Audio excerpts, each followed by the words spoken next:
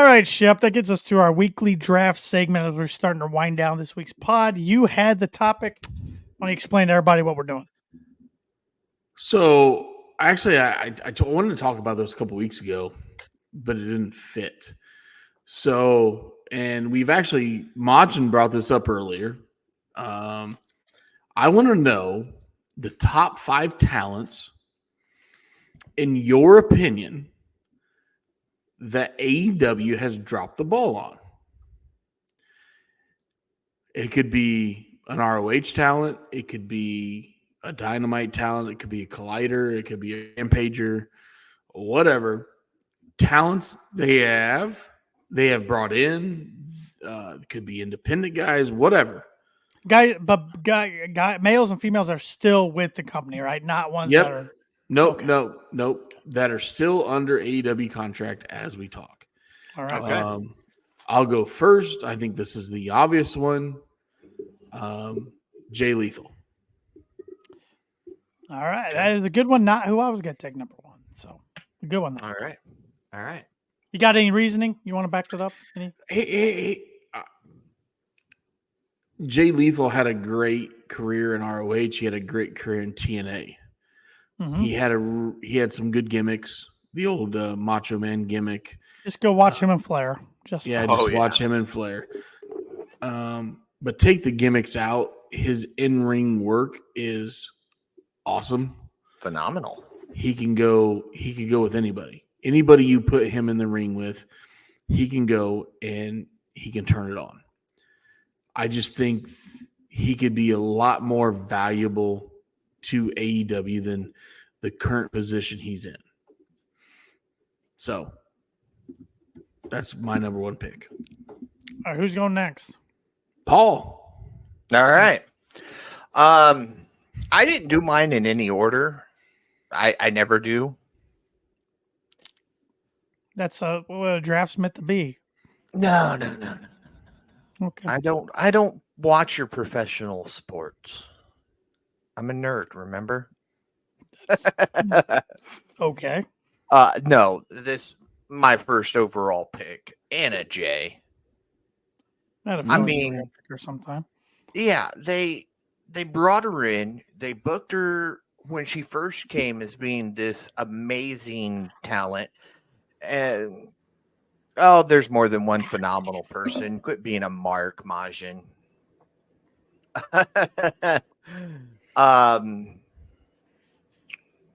Anyway, they made her feel like she was this much bigger star than she actually was when she joined. And then they threw her with the Dark Order, which flopped after Brody passed away. And then they put her with the JAS, which was a flop from the beginning. And then she kind of faded back to the background. Sounded like they were going to put her with the Outcasts. Then that faded away pretty quickly. So I'm hoping when she comes back from Japan, they actually do something with her. She just had a really good match over there in Japan, by the way. Yeah. And they could put her with Jack. I don't think they need to do that, but, right. Yeah. Well, my number 1's Mr. Wardlow. I knew that. They've dropped the ball not 1, not 2, but 3 times. Yeah, that's why I didn't pick him. He's had a couple nice TNT title runs, but still, it's like, he was as hot as hot could be after that MJF feud at Double or Nothing 2022, which MJF kind of ruined because, he wasn't going to show up, yada, yada, yada, contract negotiations. They did nothing with him after that. They kind of heat him up with Adam Cole, MJF stuff, put him as part of the Undisputed Kingdom. Haven't seen him on TV even for months. I hope he's hurt because if not, there's no excuse. The dude's money. If he ends up leaving AEW, he's got to make a lot of money somewhere else someday. So Wardlow, all day long, is my one who they've dropped the ball with the most. All right. We doing the snake style or normal? Yeah, snake style. Yeah, right back to you, Paul. No, it'd be back to Tanner. Oh, back to Tanner, sorry. Yep. My number 2 is Ricky Starks. Don't know. Another great talent. I know this Punk stuff wasn't his fault that fell through last year, but he still had a heck of a strap match with Danielson at All Out. They gave him the tag titles with Big Bill. Don't think he wanted to be face. Didn't want to split with Big Bill. He wanted, if Big Bill wasn't going to get the rub, I think there's a lot of drama backstage with him or something. I think he's going to leave the company and go to WWE once his contract's up. But Ricky Starks, my number 2. I think they could do a lot more with him. I think he's a special talent. All right. My number 2, the Murder Hawk, Lance Archer. I agree. That's a good one. Heated him up numerous times. He is doing phenomenal stuff when he goes over to Japan. He won the IWPG US IWGP title. US title over Mox. Yeah. And what'd they do after that? Nothing. He shows up to come lose. Yep.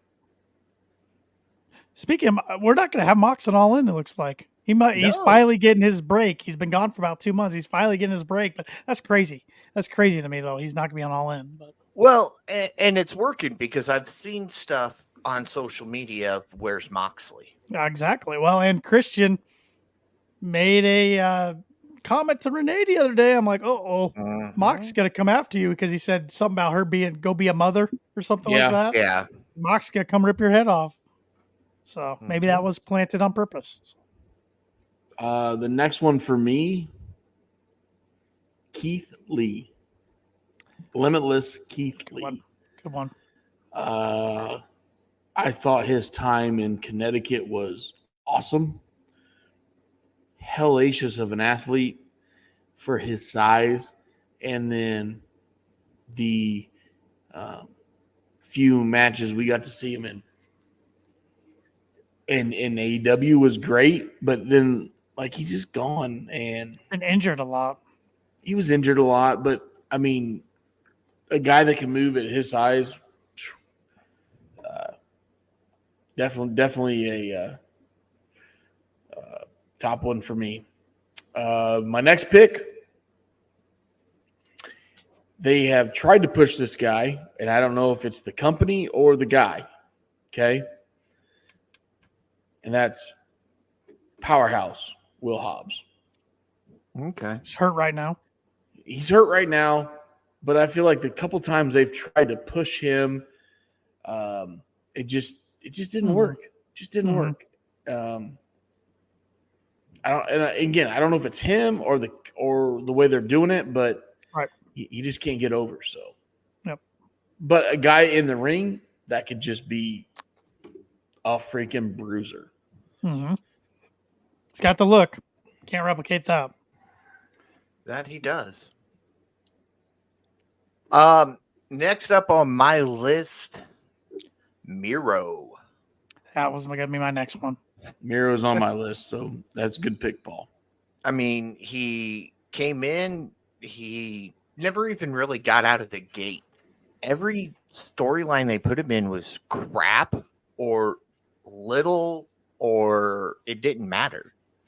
So they had the chance to bring him in and just have him dominate the entire roster, and they didn't do it. Yeah. Yeah, there's a lot behind the scenes, I think, with him too, and creative. There is. I know. I know he's kind of disagreed with a lot of creative things that have been thrown at him. Oh, Majin agrees too. But still, Yeah. My next one, I'm going to go on the woman's side, and I don't think probably you guys have her on your list. This might be kind of high, taking her at 3. That's Abaddon. I think she's got a very unique look. She was number 5 on my list. She's got a very unique look. She's been dominant the few times she's been on TV. And then, they heated her up for a while, had her lose one match. I think it was for the title. I don't remember who that was against, maybe Sheeta. And then nothing. We don't see anything of her. And I'm like, she was getting better in the ring every time. She's got that look and that mysterious mystique about her, and just nothing. She was actually, I did pop on Friday when Scorpio Sky came back. She was one of the wrestlers outside of Private Party's club enjoying a drink. Yeah, I saw that. That was kind of funny. But I'd like to see more of her. I mean, I think that talents like her are hurt by Dark not being a thing, Dark and Elevation by not being a thing anymore. Mm-hmm. I agree. Agreed. 100%. Next one for me, I'm trying to think of another woman. This is going to sound very strange because they've actually used her very well, but they haven't used her how I think they should. That's why she's on the list. ROH champion Athena. She's been fantastic as ROH champion, dominant champion, but there's no reason why she shouldn't be on AEW television. No reason at all. The fact that she's not on Dynamite, Collision, or even Rampage is a travesty. She's arguably the best women's in-ring worker that the company has. You got And to she's that. in ROH, where if people aren't spending $9.99 for Honor Club, they're not seeing her. Mm-hmm. Yes. You got to the mute mic button faster than I could because I was looking at my list because I was debating between two for my next one, and I think I know who I'm going to go with. Yes, I did, Majin. Yes, I did. I made Shep rage quit. Yes, I did. Yes. You did. You literally picked back-to-back picks. All right, so I'm hoping this isn't on yours, Shep. But I waited till you got back, and I know a lot of people probably give me grief on this one. Penelope Ford. Yeah. I think if they did stuff with her, actually, you know what? I'll do her and Kip at the same time because I have something special for number 5. So Kip and Penelope Ford. Kip, of course. You've always been a Kip guy. I've never seen it with them. I've never seen it with them. And I think they dropped the ball on him. They made him a comedic character when he didn't need to be. But he's talented in ring, and having Penelope is good for him. And see, there we go. Majin. Penelope has shown out every time she's been given the chance. See, Majin agrees with me. They both show out when they get the chance. So push them. Push them as a couple, push them individually. Let's start a mixed tag division. Why not?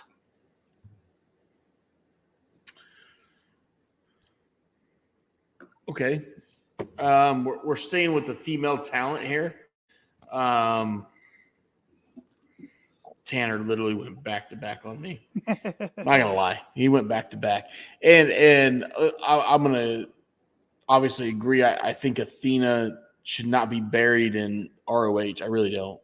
I don't. I know she's the ROH champion, and I'm sure you guys talked about this after I threw my headset and went and made a cocktail. Yeah, because and I said, Shep, she's been awesome. But that's my point. Like, there's no reason she shouldn't be on AEW every week, where people don't have to spend $9.99 a month to see her in ring work. Yeah. Another lady that is super talented. She's a veteran. She's been around the block. She's done it all. She's done WWE matches. She's done hardcore matches on GCW. She's done AAA matches. She's done CMLL matches. She's done it all. That's Tyra Valkyrie. Oh, I like that one. I didn't think about that, but I like that. I like that a lot. I mean, you talk about a girl that can perform in the ring. I know she's a little older than most, but that means all that means is she has the experience. Mm-hmm. She can do a lot. So yeah, I like that a lot. That's mine. That's mine. That's my female talent. Boy, I'm scrolling up my list now because you guys took all my shit, man. We're good at that.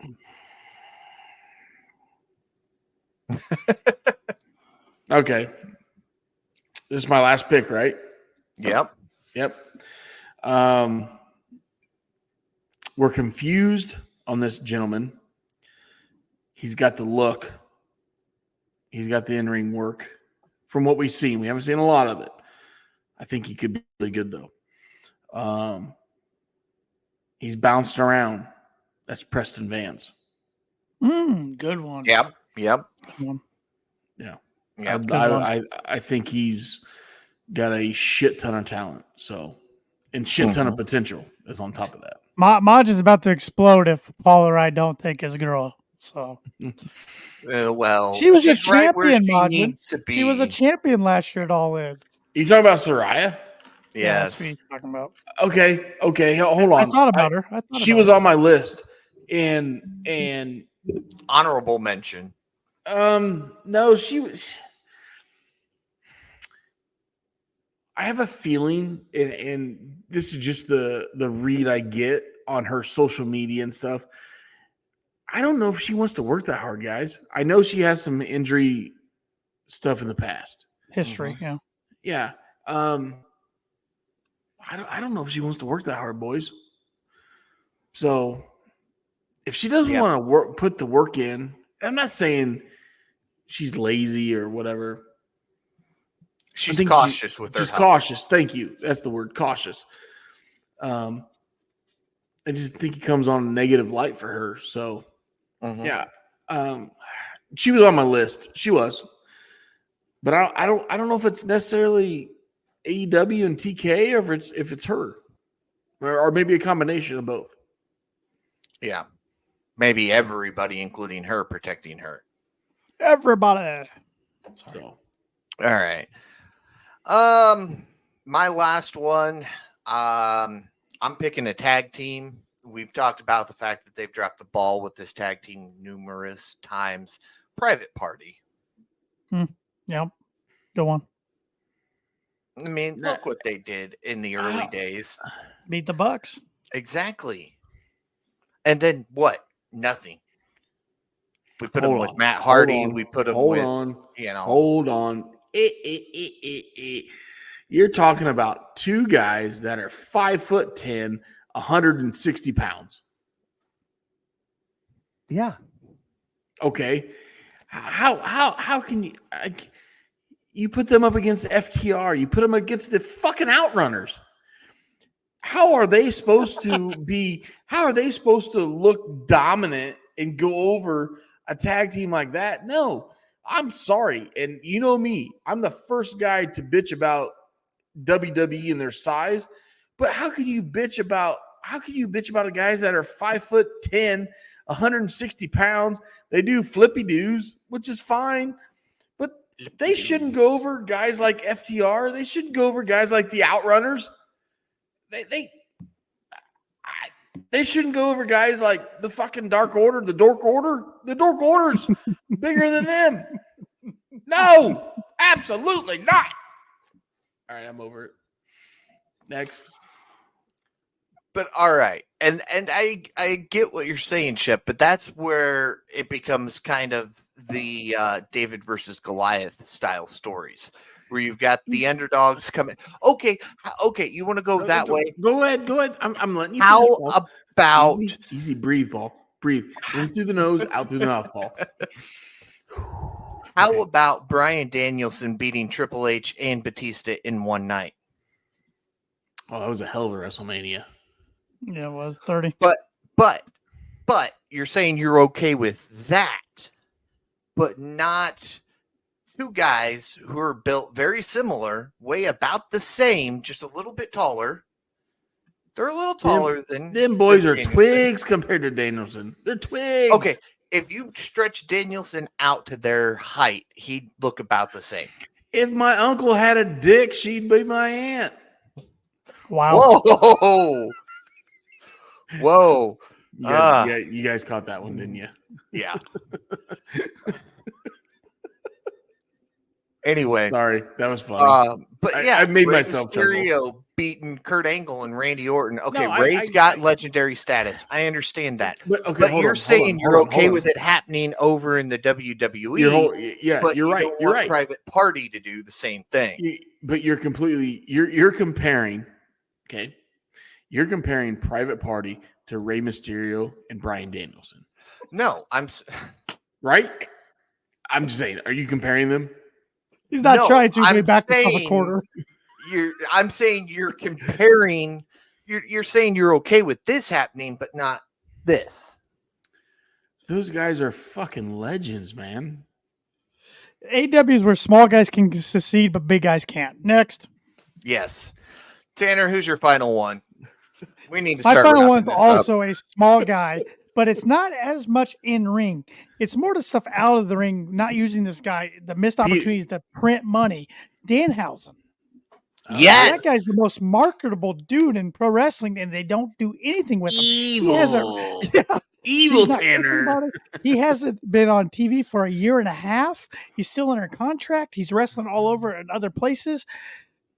He's a movie moneymaker for merch. I don't understand it. It just blows my mind. I thought you were going with Peter Avalon, but God, no. close. Get him off my Oh. TV. Keep him off my TV. Oh, no. Cutler. All right. No, Jesus.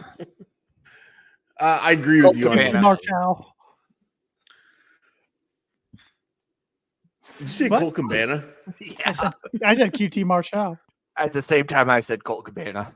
Yeah, they're both. QT Marshall's he's in going a to pod. show up in Connecticut. All right, boys. Try, they don't want him.